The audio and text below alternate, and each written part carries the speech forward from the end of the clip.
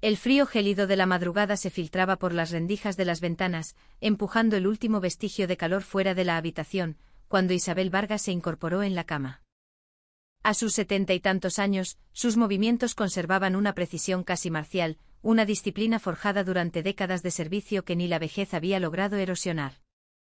El hábito de levantarse al toque de Diana, grabado a fuego en su ser, aún la gobernaba. Hoy era un día señalado en su calendario personal, la primera visita a su único nieto, Javier Moreno, desde que ingresó en el ejército. Hacía ya casi un mes que había completado su formación básica y lucía los galones de soldado raso.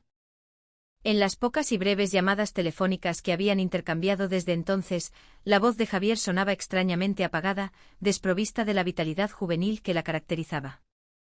Esa sequedad en su tono había sido una losa sobre el corazón de Isabel durante noches enteras. Se dirigió a la cocina, sus pasos firmes y silenciosos sobre el parqué antiguo. Abrió la nevera y sacó la pieza de ternera que había comprado el día anterior, junto con las verduras frescas.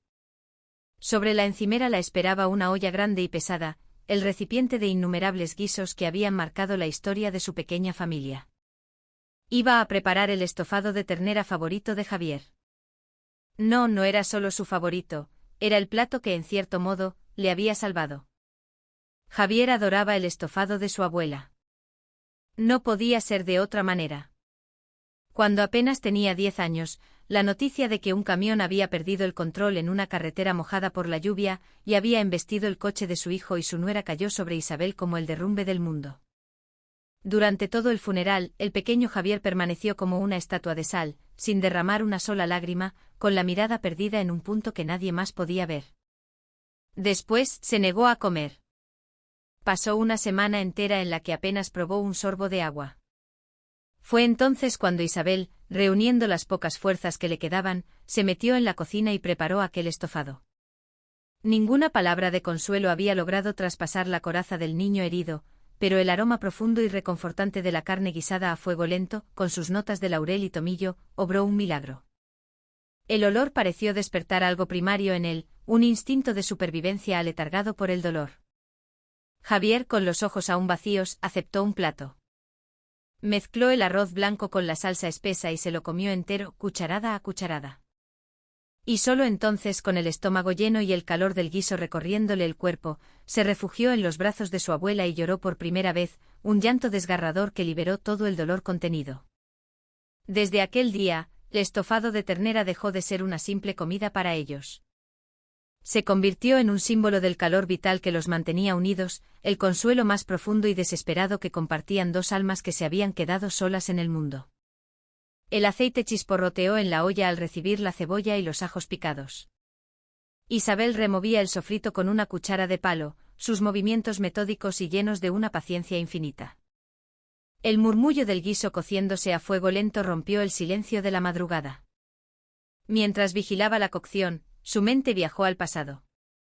Sus manos, ahora surcadas de arrugas y manchas de la edad, fueron una vez las manos que desplegaron y plegaron incontables mapas de operaciones, las manos que dirigieron el Ejército de Tierra de España. Teniente General Isabel Vargas. Había roto todas las barreras imaginables para una mujer de su generación, ascendiendo por méritos propios hasta lucir las 3 estrellas de plata en sus sombreras y alcanzar finalmente el puesto de subjefa del Estado Mayor del Ejército, la segunda posición de mayor rango. Sus galones con los 3 entorchados de oro eran un símbolo de reverencia y respeto en todas las fuerzas armadas. Pero frente a Javier, nunca fue la general Vargas. Siempre fue simplemente la abuela que había criado a su único nieto con una devoción incondicional. El sentimiento de culpa por no haber podido disuadir a su hijo de seguir la carrera militar, una carrera que finalmente se lo había arrebatado, la persiguió toda su vida. Quizás por eso, nunca quiso que Javier siguiera sus pasos. Pero el muchacho creció fuerte y decidido y, llegado el momento, aceptó la carta de reclutamiento con una calma que la desarmó. El día de su partida, en la puerta del centro de formación, Javier se despidió con un abrazo y una reverencia formal, un gesto marcial que le partió el alma. Al ver su silueta joven y delgada alejarse, Isabel derramó las lágrimas que había contenido durante décadas. Conocía mejor que nadie el peso que aquellos hombros frágiles tendrían que soportar. Tras probar el guiso, asintió con satisfacción. Estaba perfecto. Tenía unas ganas inmensas de ver la cara de Javier al probarlo.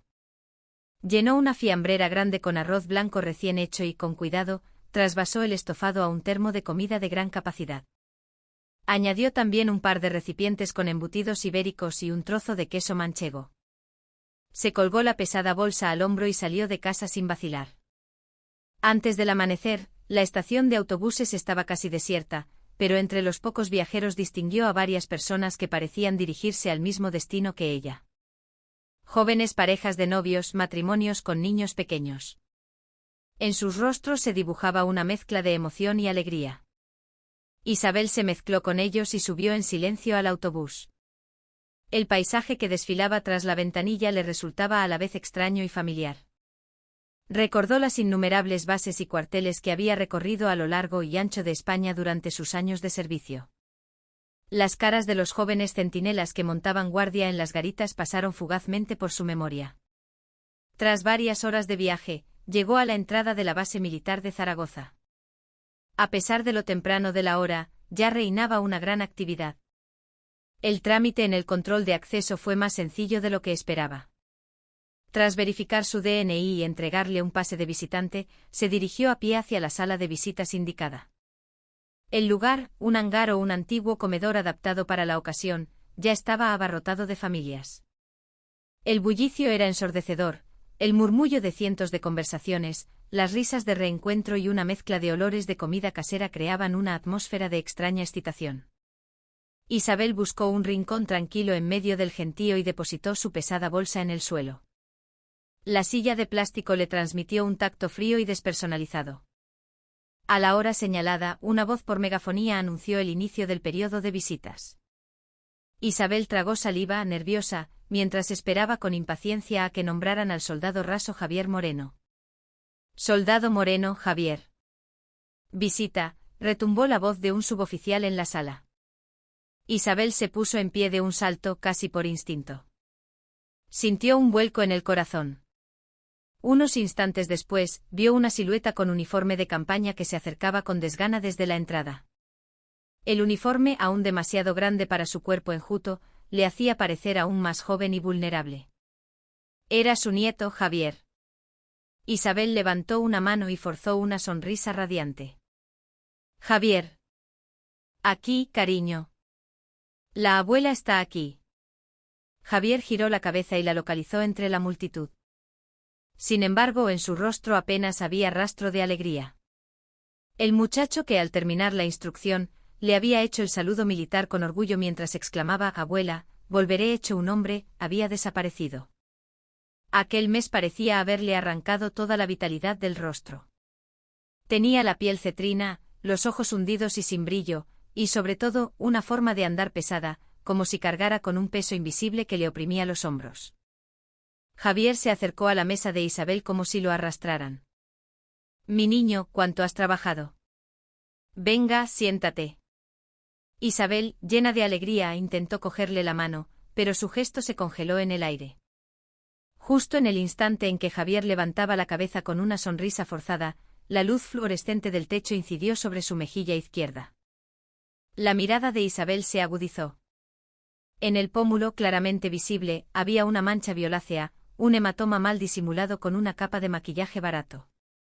Había intentado ocultarlo torpemente, pero no podía engañar a los ojos de Isabel, que durante toda una vida habían aprendido a distinguir cada tipo de herida y cicatriz. Aquello era, sin lugar a dudas, la marca de un golpe. Javier, la voz de Isabel se tornó grave y profunda en un instante. ¿Qué te ha pasado en la cara? ¿Con qué te has golpeado en la mejilla? Ah, no, no es nada, abuela. Me caí durante unas maniobras, sí, me di con el fusil. No te preocupes, estoy bien. Javier bajó la cabeza a toda prisa, evitando la mirada inquisitiva de su abuela. Llevó las manos a su regazo como si quisiera esconderlas, pero enseguida las volvió a bajar bajo la mesa. Isabel no pasó por alto ese fugaz gesto. En el dorso de la mano, visible más allá del puño del uniforme, no había rasguños ni cortes propios de un entrenamiento. Había una herida rojiza, como una quemadura por fricción, como si algo le hubiera raspado la piel repetidamente. Aquello no era una herida de instrucción. Era la prueba inequívoca de un maltrato. El corazón de Isabel no solo se encogió, sino que sintió como si un trozo de hielo se le clavara en el pecho. Como antigua subjefa del Estado Mayor, conocía las luces y las sombras de la institución militar mejor que nadie. Había luchado durante décadas para erradicar las injusticias y los abusos, pero sabía que en los rincones más oscuros, estas heridas seguían supurando. Lo que nunca imaginó es que la víctima sería su único nieto. «Estoy bien, de verdad, abuela», repetía Javier como un loro. Su actitud no era la de quien intenta tranquilizar a un ser querido, sino la defensa desesperada de alguien aterrorizado, alguien a quien el miedo le había sellado la boca. Isabel decidió no preguntar más. Presionarle en aquel lugar no serviría de nada. Al contrario, podría poner a Javier en un peligro aún mayor. Reprimiendo a duras penas la furia helada que ascendía por su garganta, relajó la expresión de su rostro. «Está bien, te creo. Pero primero vamos a comer. Debes de tener hambre. He traído tu plato favorito». Isabel abrió la bolsa y sacó el gran termo de comida. Al abrir la tapa, una nube de vapor se elevó, y el aroma profundo y reconfortante del estofado de ternera se extendió por su rincón de la sala. Los ojos de Javier parecieron recuperar un destello de vida por un instante. Era el olor que lo había devuelto al mundo cuando lo había perdido todo. Por un momento, la sombra del miedo pareció disiparse de su rostro. «Abuela, huele de maravilla». Pero... Justo cuando Javier dudaba si coger la cuchara, un grito rompió el murmullo de la sala. Moreno! ¡Hijo de puta!». Dos soldados se acercaron a su mesa con paso decidido y aire amenazante. Uno lucía los galones de cabo primero, el otro, de cabo. No les importaron las miradas de las decenas de familias que los rodeaban. Se movían como si aquel lugar fuera su feudo particular. El cabo primero, un tipo corpulento y de mirada insolente, soltó una carcajada y le dio una fuerte colleja a Javier en la nuca. El sonido sordo del golpe zas silenció de inmediato el ruido de la sala. Javier agachó la cabeza tras el impacto, dejando caer la cuchara.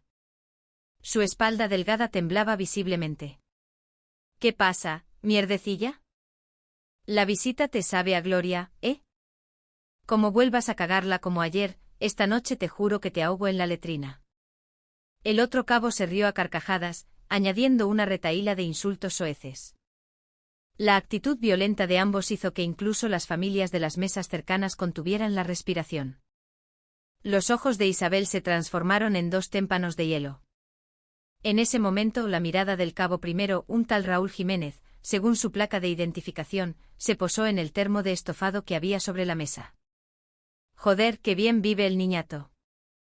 ¿Qué coño es este olor? No huele a rancho de mierda».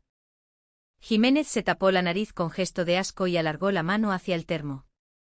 Y sin la menor duda, lo golpeó con fuerza con el dorso de la mano. Con un estrépito metálico, el termo salió despedido y rodó por el suelo.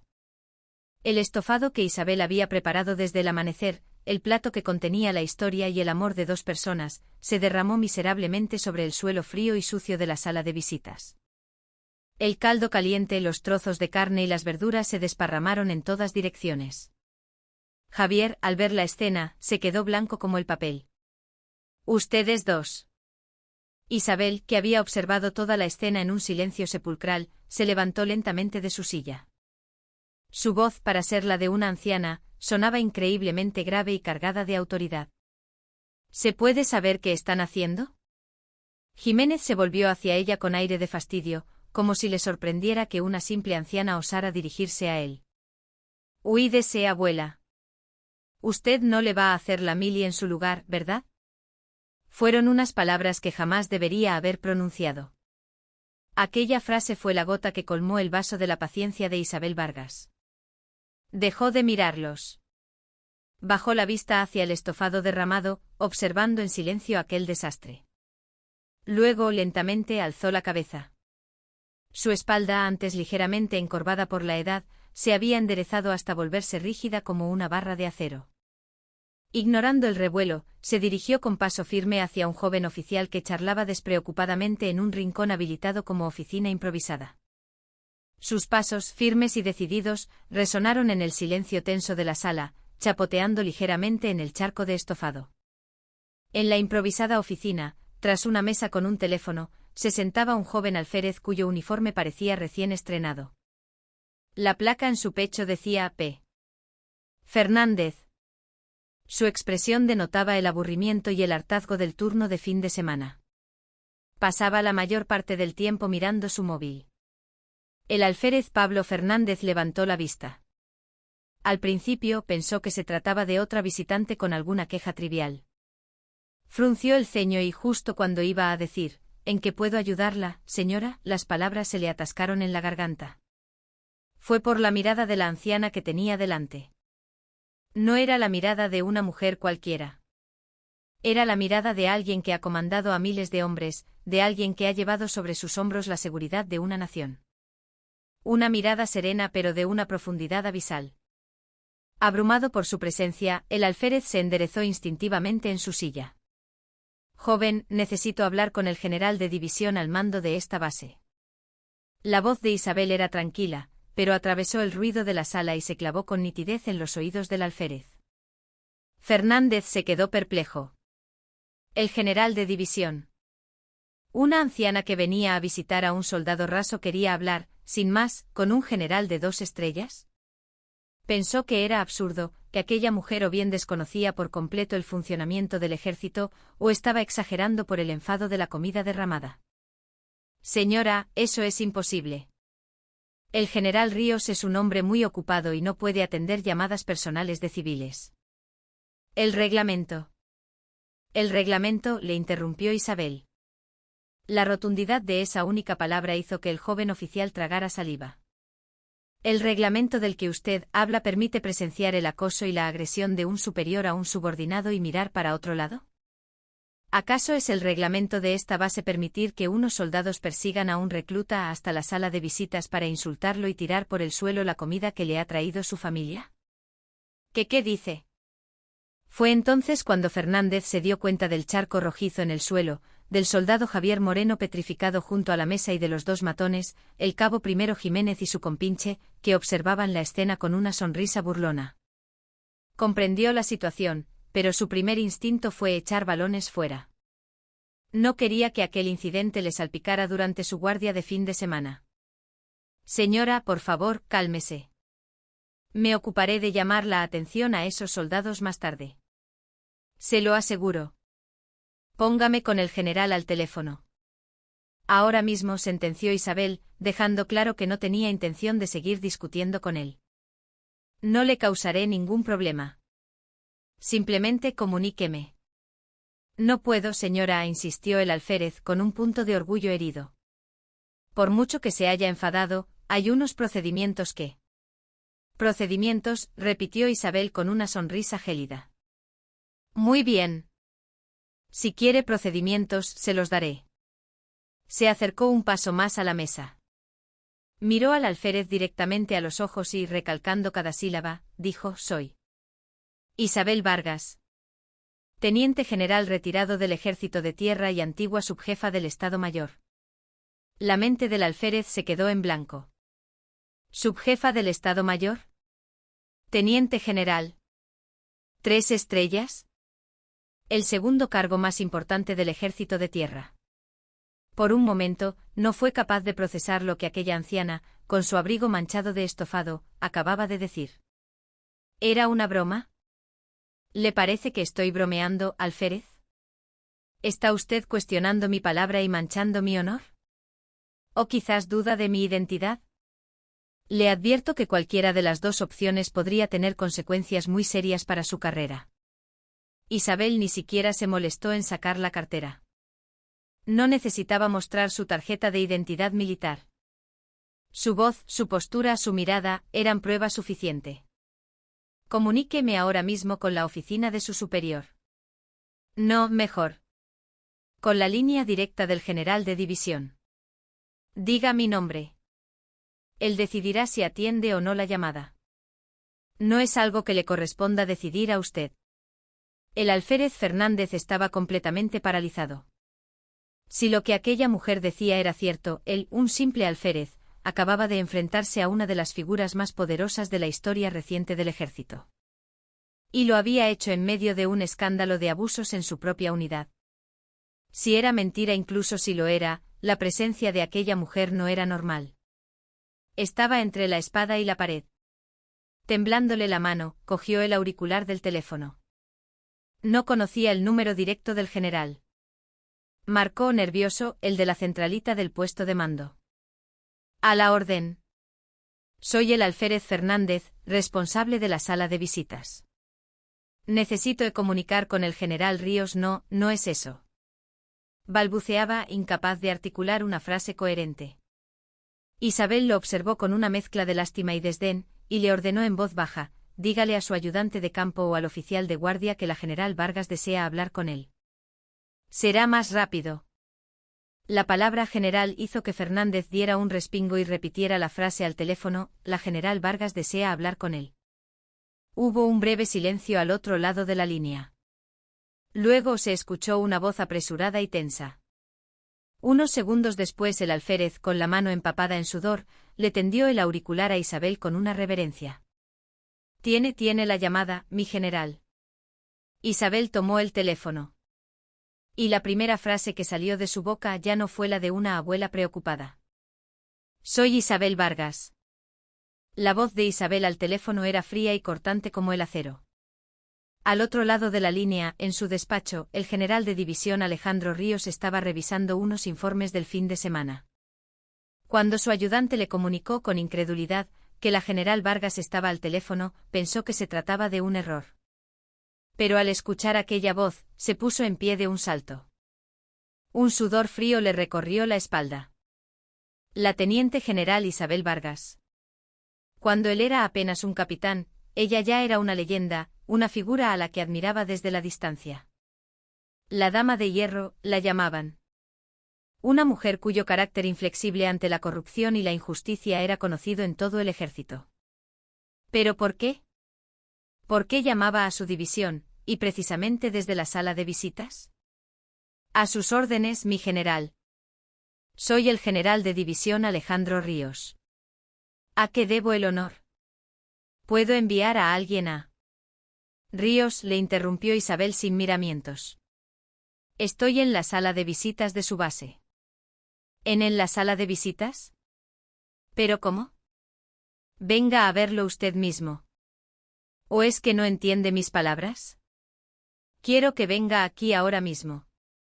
Y traiga con usted a su segundo jefe de Estado Mayor, al jefe de la Unidad de Asuntos Internos y al comandante de la Policía Militar. Le doy 5 minutos. Isabel colgó sin esperar respuesta. El golpe seco del auricular al caer sobre la base resonó en toda la sala. El general Ríos se quedó unos segundos de pie, con el teléfono mudo en la mano. 5 minutos. Su segundo, un coronel. El de Asuntos Internos, un teniente coronel. El de la Policía Militar, un comandante. Esa combinación solo podía significar una cosa: un escándalo de proporciones mayúsculas había estallado en su unidad.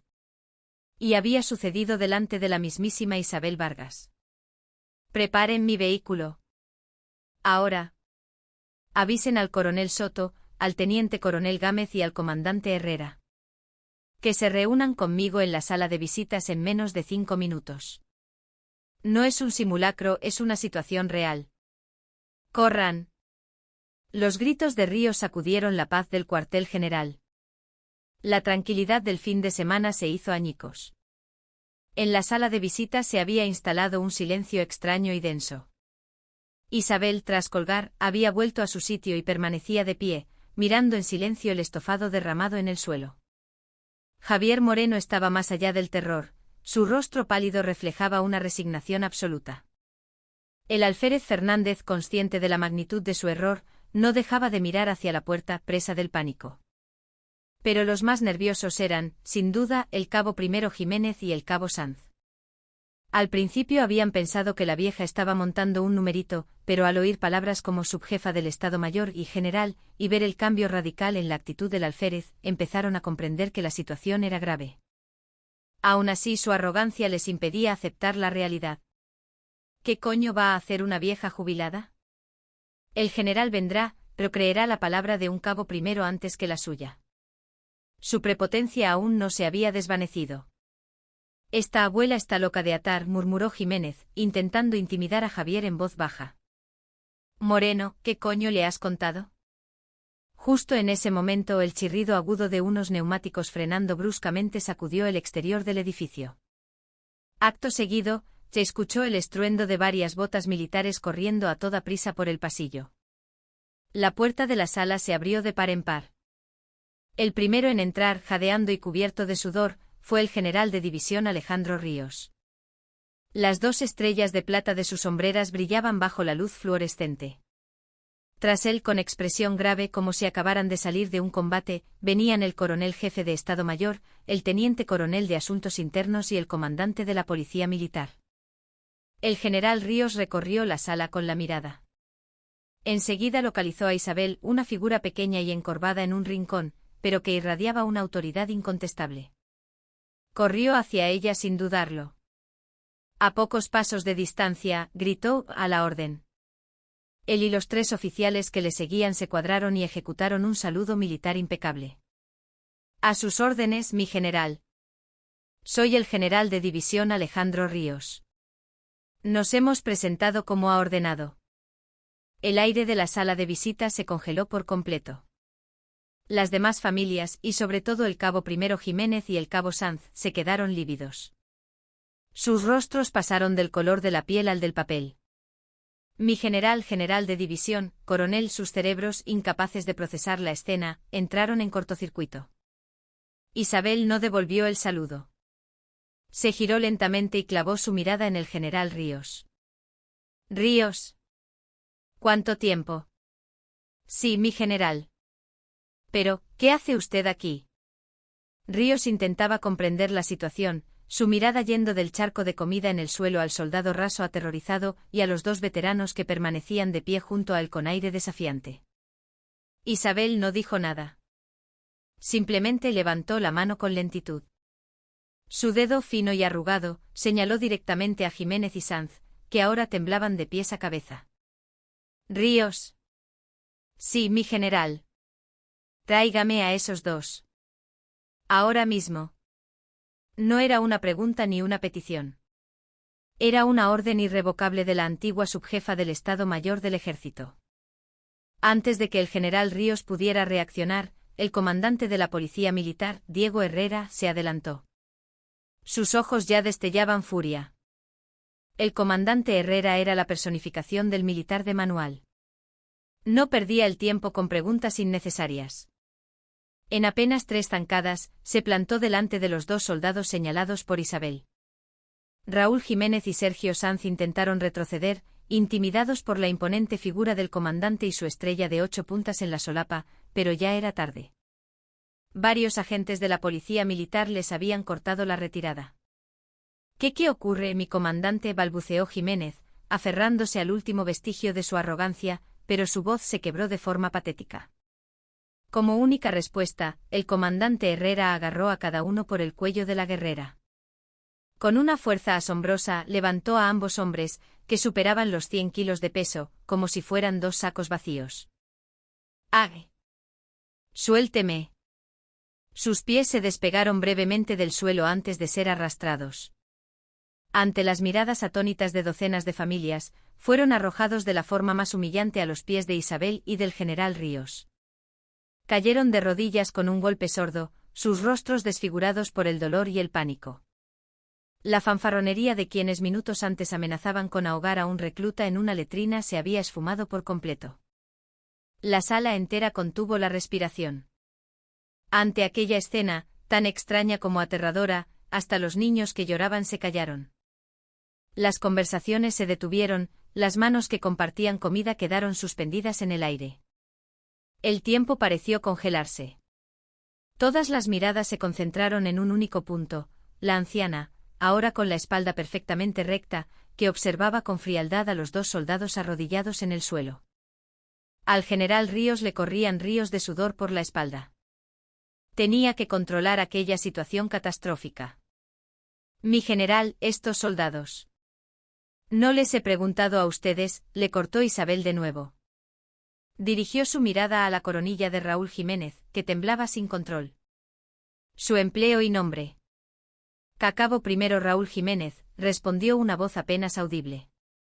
El otro a su lado, se apresuró a identificarse sin que se lo pidieran. Cabo Sergio Sanz, a sus órdenes. Levanten la cabeza. La orden contenía una fuerza irresistible. Los dos alzaron la vista lentamente como reos esperando su sentencia. Y entonces se encontraron con los ojos de Isabel. En ellos no había ira ni odio. Había algo mucho peor, una frialdad absoluta, la indiferencia de quien mira a un insecto, un desprecio tan gélido que resultaba terrorífico. Isabel les sostuvo la mirada y señaló el estofado derramado en el suelo. ¿Han sido ustedes? Ha sido un malentendido, mi general. Fue un accidente, el soldado Moreno solo era una broma. Intentaron por instinto eludir la responsabilidad. Pero una sola frase de Isabel acabó con su último intento de defensa. Comandante Herrera. A sus órdenes, mi general, respondió él al instante. La boca de estos dos hombres está mintiendo. En el Código de Justicia Militar, ¿cuál es la pena por engañar y faltar al respeto a un superior y a un civil que además es una persona mayor?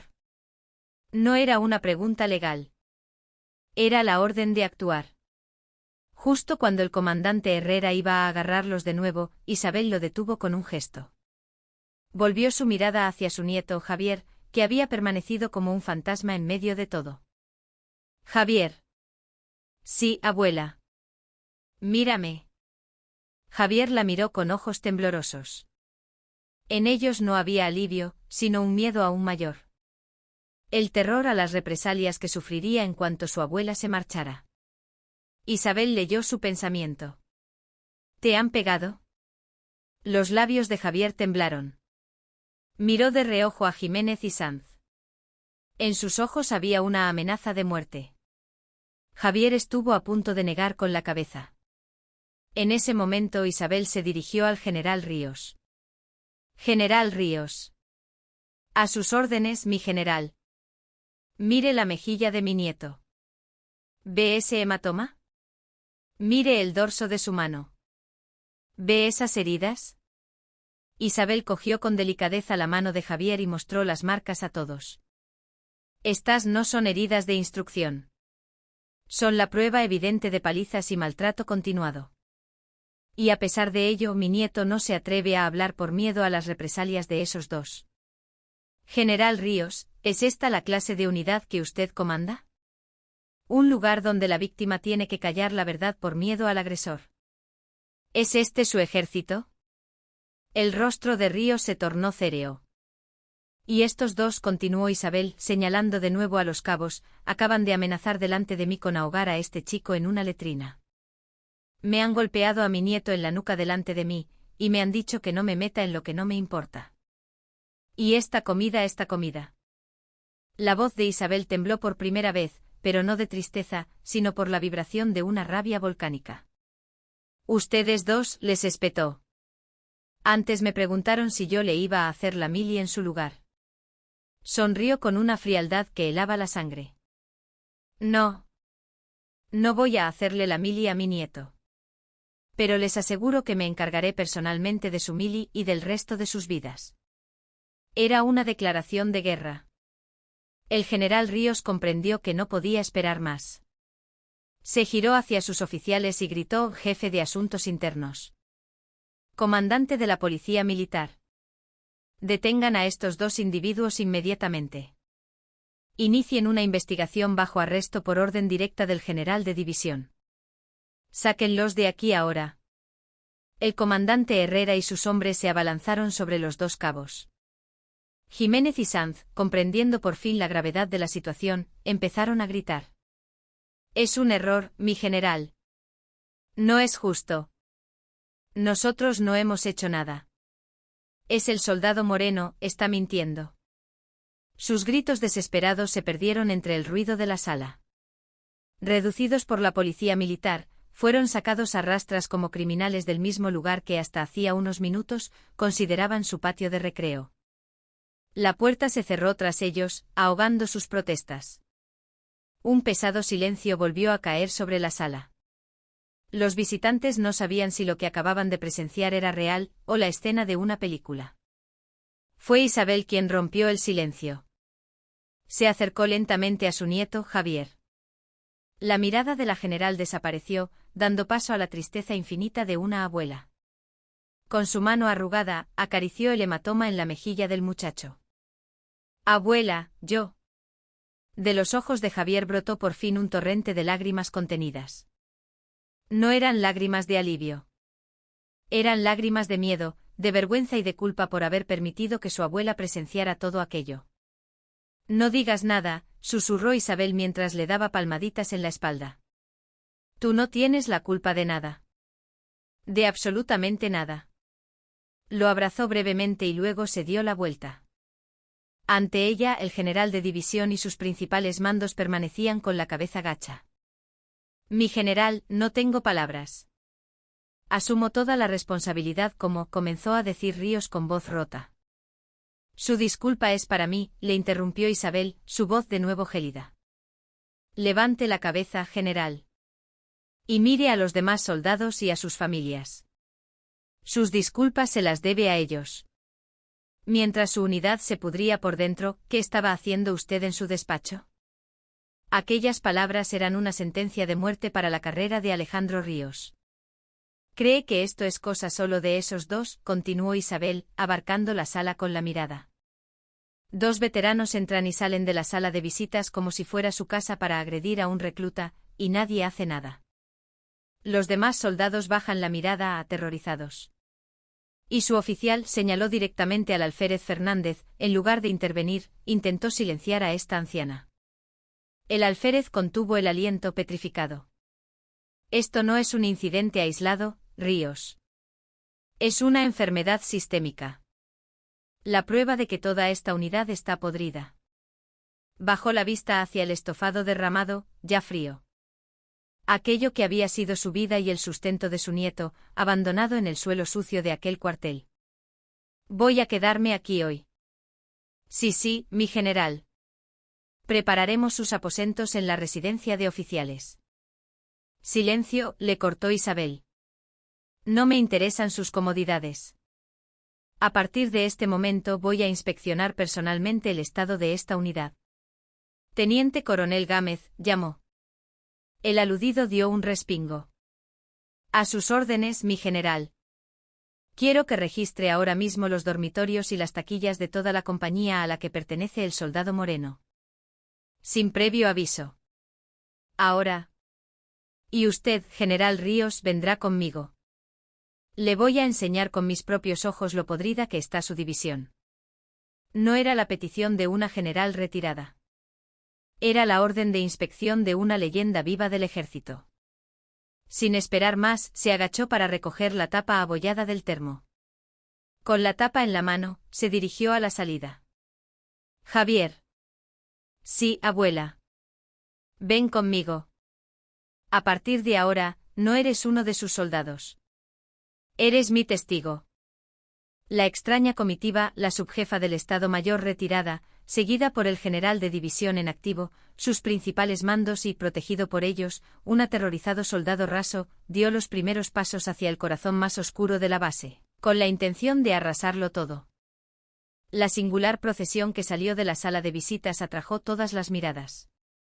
La imagen de un general de 2 estrellas siguiendo sumisamente a una anciana era, en sí misma, un espectáculo impactante. Tras ellos un coronel, un teniente coronel y un comandante y cerrando el grupo, un soldado raso escoltado por la policía militar.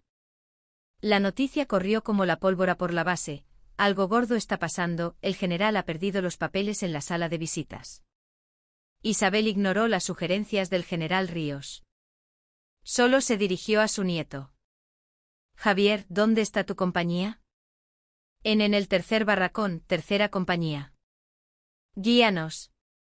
Javier apenas podía moverse. Aquel lugar era su infierno personal. La idea de llevar allí a su abuela, de ser el causante de todo aquel cataclismo, le aterrorizaba. Pero la voz de Isabel fue firme. Con pasos temblorosos, Javier empezó a caminar hacia el edificio que había sido su prisión. El general Ríos sentía que el mundo se le venía encima.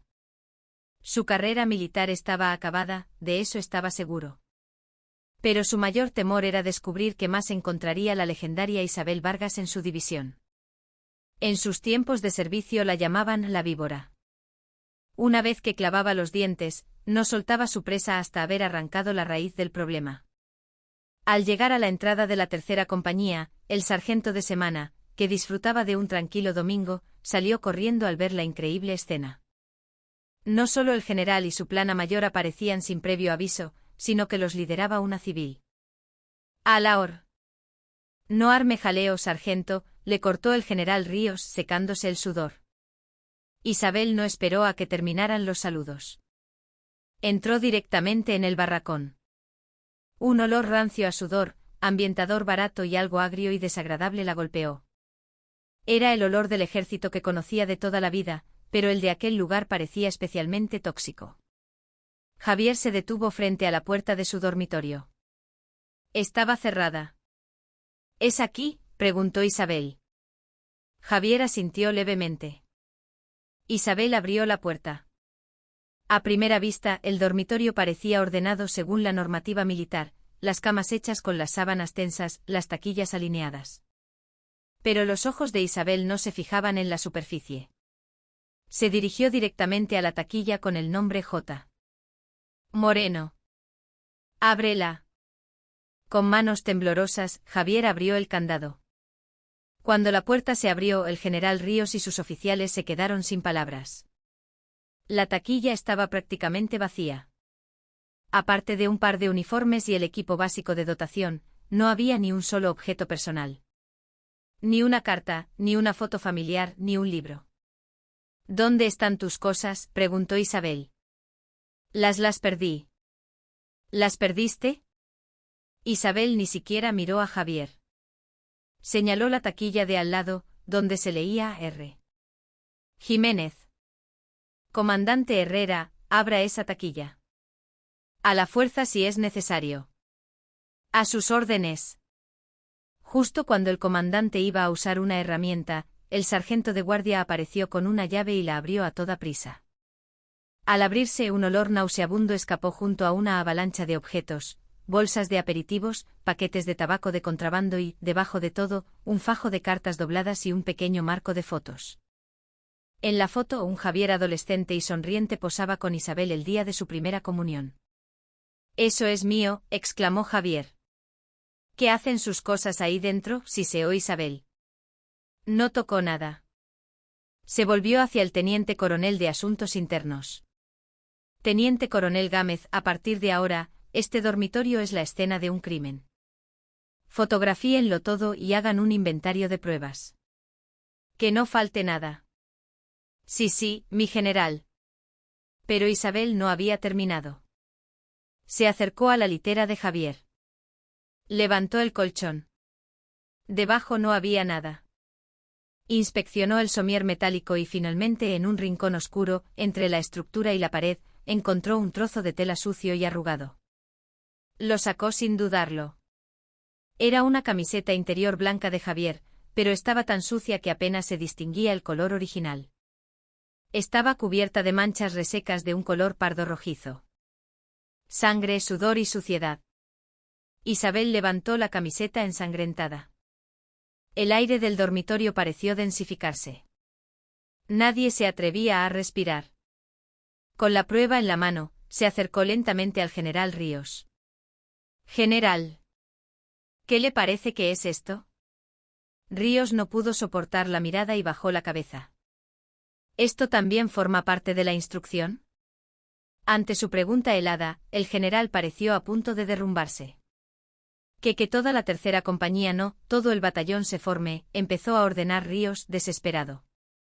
Isabel lo detuvo, agarrándole del brazo. «No. La compañía es suficiente. Reúna a todos los efectivos de la tercera compañía que estén en la base, excluyendo a los que estén de permiso. Que se presenten en el salón de actos de la compañía. Incluidos los mandos. Les doy 10 minutos. Quiero verles las caras a todos». 10 minutos después el salón de actos estaba repleto de soldados a quienes se les había interrumpido bruscamente su descanso. Un centenar de hombres formaban en silencio, sus rostros una mezcla de cansancio, fastidio y una creciente ansiedad. Los mandos de la compañía, desde el capitán hasta los sargentos, tampoco entendían nada. La visión de la plana mayor de la división formada en el estrado con una anciana en el centro era surrealista. Javier también estaba en el estrado. Cada vez que sentía las miradas de sus compañeros, agachaba la cabeza, sintiéndose un traidor. Isabel no usó el micrófono. Simplemente caminó por el borde del estrado, recorriendo con la mirada los rostros de cada soldado, fila por fila. A su paso, todos bajaban la vista. Nadie se atrevía a mirarla a los ojos. Hoy comenzó su voz resonando con la autoridad de quien ha mandado ejércitos. He venido a esta base como la abuela de uno de ustedes. He venido a visitar a mi nieto y le he traído su comida favorita, un estofado de ternera que le he preparado esta mañana. Un murmullo recorrió las filas. Pero mi nieto no ha podido probar ni una cucharada. Hizo una pausa. El silencio era total. 2 de sus compañeros delante de mí le han golpeado en la nuca. Lo han amenazado con ahogarlo en una letrina. Y han tirado ese estofado por el suelo. Y a mí me han dicho que no me meta en sus asuntos. Los rostros de los soldados empezaron a palidecer. El rumor de que Jiménez y Sanz habían sido detenidos por la policía militar era cierto. Y ahora quiero preguntarles a ustedes, dijo Isabel, bajando del estrado y caminando por el pasillo central. ¿Es la primera vez que ocurre algo así? ¿Es la primera vez que ven como uno de sus compañeros, uno de sus subordinados, es golpeado y humillado? Silencio. Un silencio de acero llenó la sala. Todos lo sabían. No solo era Javier. Ellos mismos habían sido víctimas, o espectadores silenciosos, o incluso cómplices por miedo. Levanten la cabeza. Y mírenme a los ojos, ordenó, sujetando la barbilla de un soldado de la primera fila. El joven la miró con ojos aterrorizados y rompió a llorar. ¿De qué tienen miedo? Esos 2 ya están detenidos. ¿A qué le temen entonces? ¿A qué vuelvan? ¿O es que hay más como ellos en esta compañía? ¿O quizás le temen a los mandos que, desde ahí arriba, lo han permitido todo? Su última frase fue una daga directa al corazón del capitán de la compañía. El capitán, sudando frío, intentó negarlo. Mi general, eso es un error, mi compañía. Cierre la boca, rugió por primera vez el general Ríos. ¿Cómo se atreve a justificarse delante de la general Vargas? Isabel se volvió de nuevo hacia los soldados. El silencio que guardan ahora es el que permite que ahoguen a sus compañeros en una letrina, que insulten a sus padres y que los conviertan a ustedes mismos en bestias. ¿De verdad les parece bien? Y en ese preciso instante, desde la última fila, un soldado tan pequeño y delgado como Javier, que había llegado a la vez que él, levantó la mano. Todas las miradas se volvieron hacia él. ¿Se puede decir algo? Era el soldado Iker Sáenz. Habla, le dijo Isabel. El soldado se abrió paso, tambaleándose. Se arrodilló ante Isabel y rompió a llorar. Es verdad. Y no son solo el cabo primero Jiménez y el cabo Sanz. Aquella frase fue la chispa que incendió la pradera. A nosotros todas las noches después de la guardia, nos llevaban al almacén. El testimonio que siguió fue atroz. Palizas sistemáticas, extorsión, humillaciones.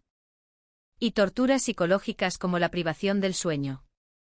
Y en el centro de todo no solo estaban los 2 detenidos, sino otros veteranos que actuaban bajo su amparo e incluso algunos suboficiales que lo sabían y lo consentían a cambio de favores.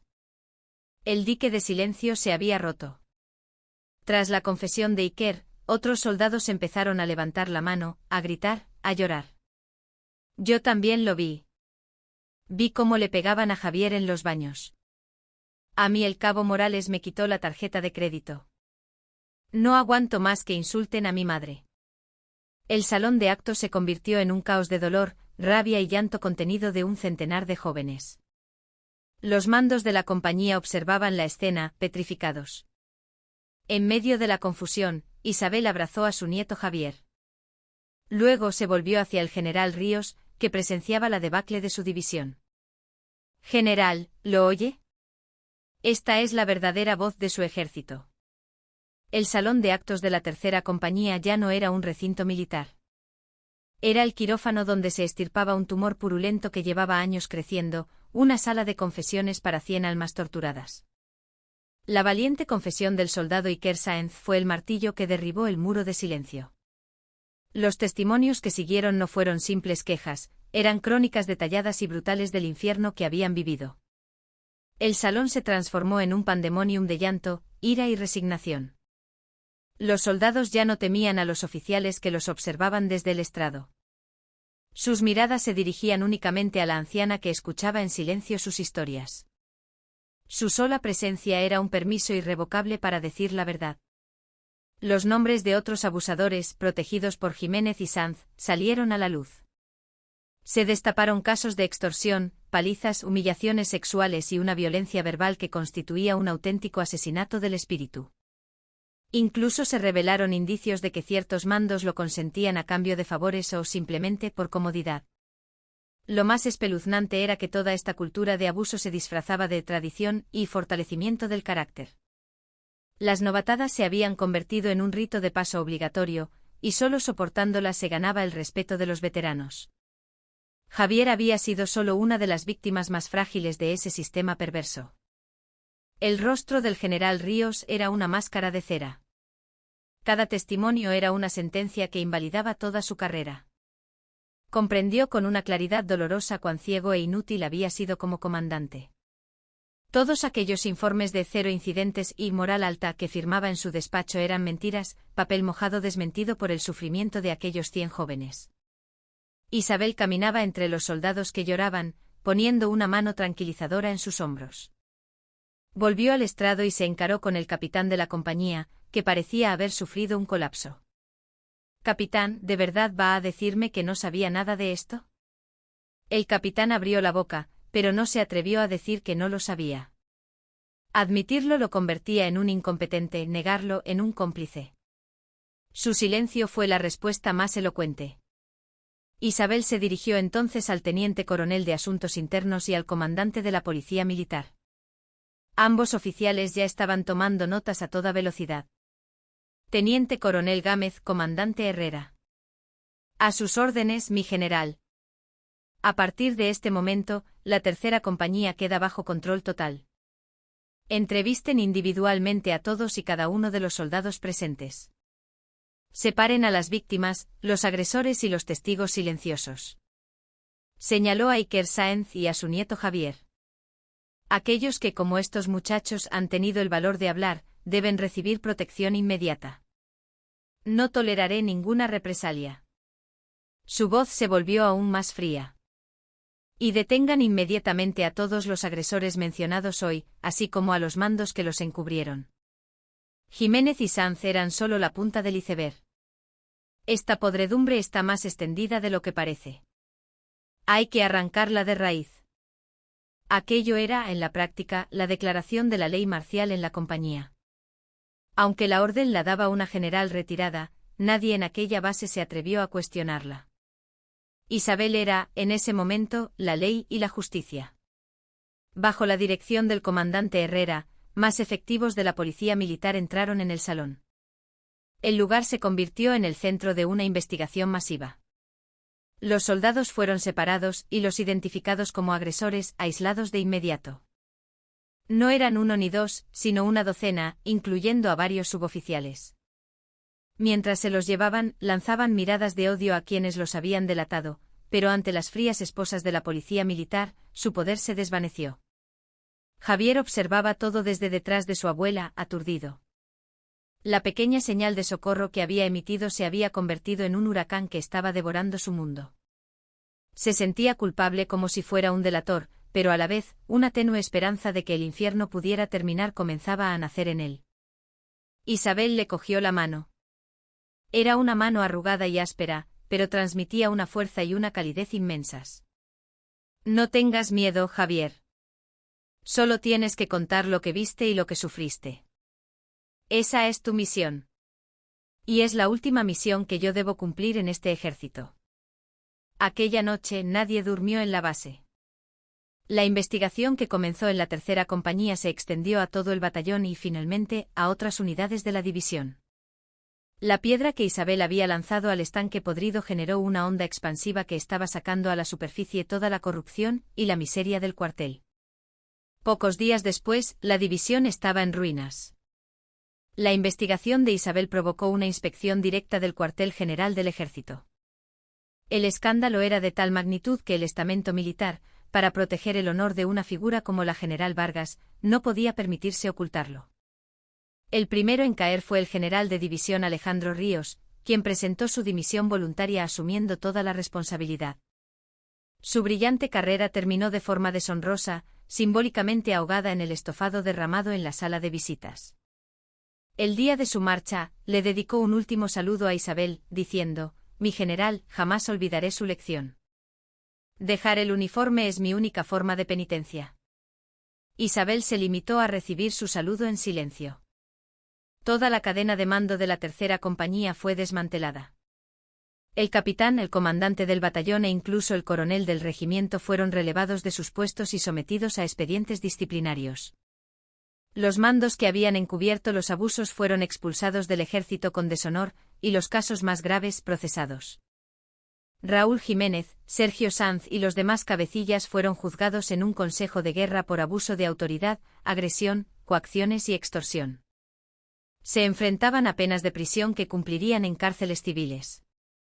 En el juicio siguieron culpando a Javier y a su abuela loca, pero ya nadie les escuchaba. A Javier, Iker y las demás víctimas se les concedió un permiso inmediato.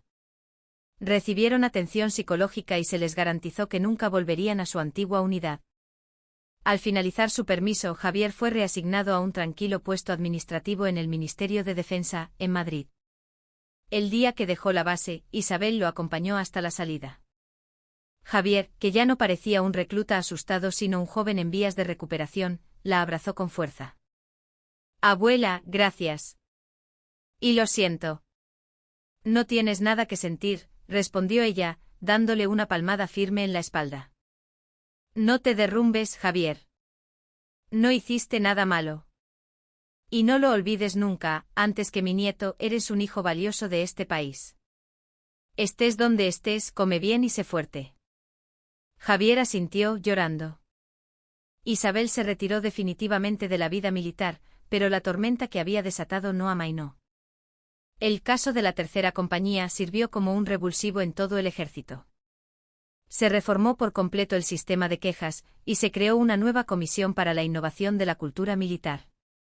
Y como asesora honorífica de esa comisión, se nombró a la teniente general retirada Isabel Vargas. Al principio se negó, pero la idea de evitar que otros jóvenes sufrieran lo que su nieto la hizo aceptar. Con la misma tenacidad que la caracterizó en activo, comenzó a diseñar mecanismos para erradicar los abusos. Se reforzó la formación de los mandos y se modificaron las normativas de la vida en los cuarteles para garantizar el respeto a los derechos de los soldados. Las viejas y podridas costumbres no desaparecerían de la noche a la mañana, pero la señal de alarma que Isabel había hecho sonar inició un cambio lento pero inexorable desde las entrañas más oscuras de la institución. Unos meses más tarde, un fin de semana, Isabel estaba en su cocina, como de costumbre, preparando un caldo.